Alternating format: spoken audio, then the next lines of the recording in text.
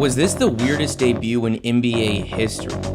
We've seen a lot of surprisingly great ones. Chris Duarte going for 27, a point total he's only reached one other time in his career. PJ Washington knocking down to this point a career-high 7 threes in 2019. Kendrick Nunn dropped 24 points after going undrafted in 2018 but not making his debut till 2019. What's interesting about this one is it really wasn't an outlier at the time. He averaged 22 points on incredible efficiency through his first 5 games, 17 in his first 28. Yet 3 seasons later, he finds himself without a team.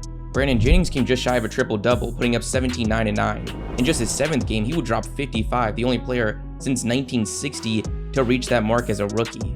We've also seen plenty of bad ones. Emmanuel Mudiay committed 11 turnovers. Clark Kellogg went 2 for 17. Kyrie, after going first overall, went 2 for 12. Another number 1 pick, Cade Cunningham, scored just 2 points going 1 for 8 from the field. The greatest player of all time in the eyes of many, Michael Jordan, went just 5 for 16. One of the most highly anticipated debuts in recent memory came from Lonzo Ball back in 2017. He would drop just 3 points going 1 for 6. An interesting debut looking back, not really for how he performed in that game, but the stark contrast between it and his second game of the season, where he would drop 29, 11, and 9, a point total that would not only go on to be a season high, but a mark he's only reached 2 other times in his career. We've also seen debuts come at much different stages in their career than most, the most notable probably being Andre Ingram in 2018. He had spent many years in the G League up until that point and also had picked up a second job tutoring math. But at the end of the 2018 season, the Lakers would sign him to a 10-day contract. He would be making his debut at well over 32 years old and go out there and drop 19 points, missing just 2 shots the entire game. Ingram is not even the oldest player to make their debut in the modern era. That title belongs to 2K legend Pablo Prigioni back in 2012, who would step on the court closer to 36 than 35. He played 16 minutes, where he wouldn't take a single shot but logged 3 assists and a rebound. Now, we do usually think of debuts exclusively to players in their first game. There's really several types of debuts. Just this past season, we had the highly anticipated team debut from Ben Simmons. After being the number 1 overall pick, the Rookie of the Year, being praised as one of the future cornerstones of this league. He had missed the entire season prior before this debut after a collapse in the playoffs, which turned into a temper tantrum and eventually a holdout and trade to Brooklyn. This could be the game that Simmons showed everyone the 76ers were holding him back, that he's still that generational talent he was once touted as. In fact, I was there, and honestly, I was pretty excited and hopeful. What we ended up getting was 4 points on 3 shots, missing both of his free throw attempts and fouling out in just 23 minutes.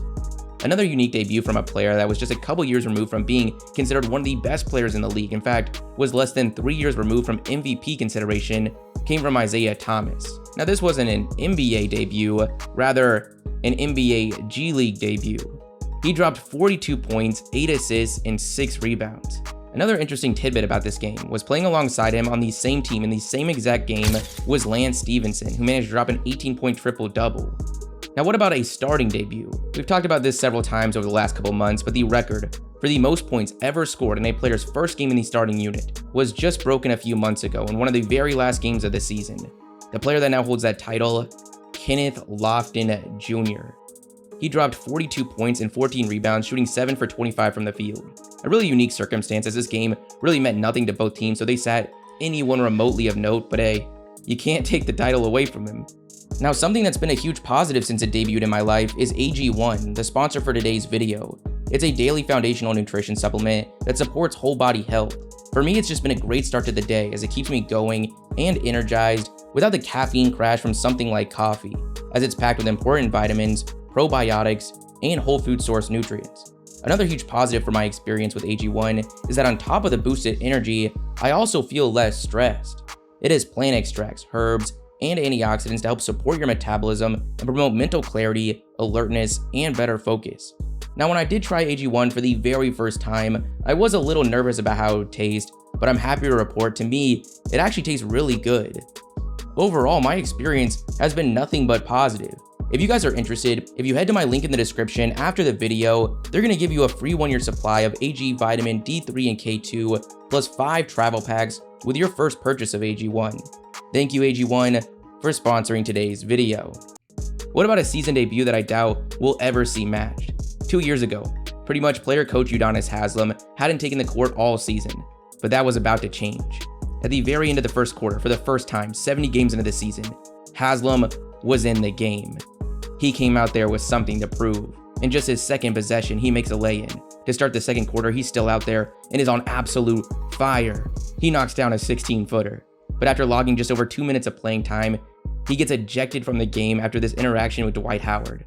Those 2 minutes would be the only time Haslem spent on the NBA court that season. I'm not sure how to guarantee this, but I'm pretty confident he is also the current record holder for minutes played to ejection ratio for a season. So that's something. What about the NBA benching a player during their team debut?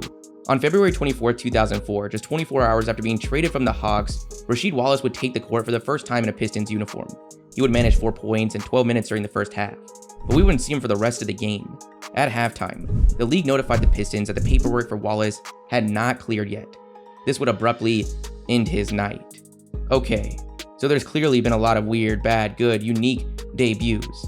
But there's 2 weird ones that we haven't mentioned yet that likely sit above the rest. Something we need to factor in is not just the debut itself, but the attention the debut is drawing and its impact on public perception. Once that's factored in, Michael Carter-Williams has to be up there. After going with the 11th overall pick, the expectations really weren't that high. His draft placement got a lot of help from a historically weak draft class. There was especially low expectations to begin his career.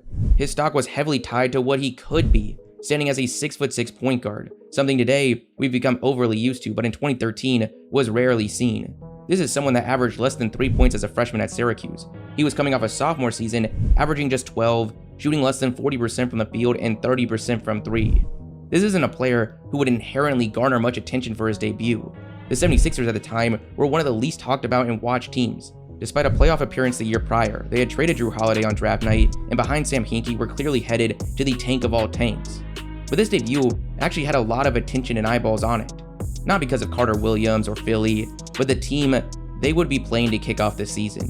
The reigning NBA champions, a team that featured LeBron James, Dwayne Wade, and Chris Bosh, the Miami Heat. Miami would fall to the 76ers that night, a team that wouldn't even win 20 games the entire season. A team putting out a starting lineup of Evan Turner, Justin Anderson, Thaddeus Young, Spencer Hawes, and the rookie that would lead them to victory in the very first game of his career, Michael Carter-Williams, who finished the night with 22 points, 7 rebounds, 12 assists, and 9 steals, also managing to go 4 for 6 from 3. This is a wild performance in many ways. He was 3 rebounds and a steal shy of a quadruple-double. His 9 steals was just 2 shy of an NBA record. And his 4 threes, that gave off this illusion of him being an offensive powerhouse, would go on to be a career high. He did all this in a game that people were actually paying attention to. Despite also going on to take home Rookie of the Year, that debut really wouldn't be a strong indication of what was to come. He's averaged just 10 points on terrible efficiency throughout his career. But while Carter-Williams' debut got attention for the opponent he faced, the same cannot be said for the debut of Zion Williamson. Of the millions tuning in, close to no one was there for the Spurs or the Pelicans or any other player on the court outside of Zion Williamson, one of the most hyped up, highly anticipated prospects we've ever seen. Someone being praised as the best prospect since LeBron James. Now that doesn't really hold the same weight anymore with that phrase commonly used just a few years later for the most recent top prospect, but nonetheless, the expectations and excitement surrounding Zion was pretty much as high as it gets. This wasn't just stemming from the player he could be on the NBA court. He'd been garnering attention for years up until this point. He had one of the most viral high school careers we've ever seen. A 6'6", 300-pounder flying out of the gym, dunking on everyone, dropping insane scoring numbers, playing for a small school in South Carolina, and getting these kind of matchups on a nightly basis. But coming out of high school, despite also dominating top-tier competition throughout the AAU seasons, Zion Williamson wasn't getting the NBA attention you might have expected. He was still ranked the 2nd overall player in the country. He was obviously one of the most sought-after college recruits in the nation, but at the time, when it came to the NBA, scouts had some serious doubts. Doubts on whether his physical dominance would translate to higher and higher levels of competition, whether he could expand his game beyond the perimeter, and whether he could stay healthy with a unique frame like that. Now, some of those concerns remained until draft night, but the concerns paled in comparison to the potential he displayed the second he touched the Duke court. Someone in the ballpark of 300 pounds, most commonly you see 285, but come on, had reportedly posted the highest vertical in Duke's program history at somewhere in the ballpark of 45 inches. Then videos came out of him pulling off a dunk from the free throw line. Then he takes the court for actual games. The crazy highlights, the freakish athleticism, was now paired with elite levels of production. He dominated his freshman season unlike few players have ever done before. He averaged 23 and 9 while showing off elite defensive potential that scouts really hadn't given him credit for just months prior. Oh, and if the scouts had any concerns or doubts about the strength Zion was bringing to the table, that had completely evaporated. He had shot 68% from the field. This is someone with a vertical comparable to Zach LaVine and strength comparable to Shaq that was scoring 23 a game, making nearly 70% of his shots. There was no doubt in anyone's mind. It didn't matter what could go wrong. His flaws were irrelevant. He was the best prospect in the draft. You take him and just see what happens. The viral high school career, a dominating highlight-filled game, a combination of size, strength, and leaping ability we had never seen before, and still a lot of unknowns surrounding how much of his game would translate to the pros, all culminated in one of the most talked about, attention-grabbing debuts in sports history. His first debut in some capacity would come just a couple weeks after being drafted, during the NBA Summer League, an event that would just add to the hype surrounding his actual debut. In just 9 minutes of action, he scored 11 points. The 4 shots he made from the field were all dunks, including this viral one coming off ripping the ball away from Kevin Knox. Now that would be the only Summer League action we saw from Zion. A knee injury in the second quarter would cut the debut short, but all good. We've only got to wait till October to see him back out there. Well, he would suffer an injury to his meniscus and not make his rookie debut till January 22nd of 2020. At this point, the excitement level had just continued to build and build. We were finally going to see what the best prospect since LeBron can bring to the table. The only problem, he wasn't going to have much time to show that. He'd begin his career on a minute restriction. He would not be playing more than 20 minutes in this game against San Antonio. But just minutes into his first action, he'd already thrown a dime to Brandon Ingram. But he had missed his one and only shot attempt of the quarter before coming out of the game. He'd played just 4 minutes in the second quarter, where he would finally get on the board, making his only shot attempt a putback lay-in. He goes to the half with just 2 points to his name. Then in the third quarter, we only see him out there for 3 minutes. He makes his one and only shot and splits his 2 free throws. Going into the fourth, this looks like a dud of a debut. Some were likely starting to turn off the TV early and heading to bed. Twitter's filled with overreactions or disappointments regarding the minute restriction.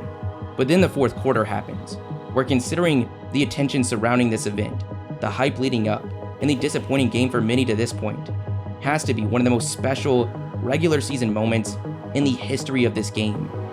But also extremely weird. Zion's in the game to start the fourth. A quarter, he opens up with a miss, then a turnover. He had only eclipsed 4 minutes in a quarter once so far, and right now, he's 3 minutes into the fourth. The time is ticking quickly. Zion only has 5 points on the board and the Pelicans are down by 8. But then, out of the timeout. See some zone. Here is Zion stepping back, pulling the trigger, and hitting a three. Then in the very next possession. Here's a lob to Zion, and he finishes over DeRozan. 5 straight. Then in the next. O'Malley is coming in for him right here. Here's Zion for 3. Hit it again.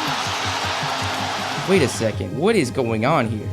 And Pirtle blocked it. Zion gets it back and finishes. 10 points in just over a minute for Zion Williamson. The lead is down to 3. Gets it back. Here he is again. Got it again. Okay, this is starting to not even make sense. And then the next possession. Back. Zion for 4 for 4. Welcome to the NBA. Pelicans take the lead on the back of one of the best stretches in NBA history. And it's not even over. He gets the ball once again. He gets fouled, splits his 2 free throws, but just 20 seconds later is subbed out of the game.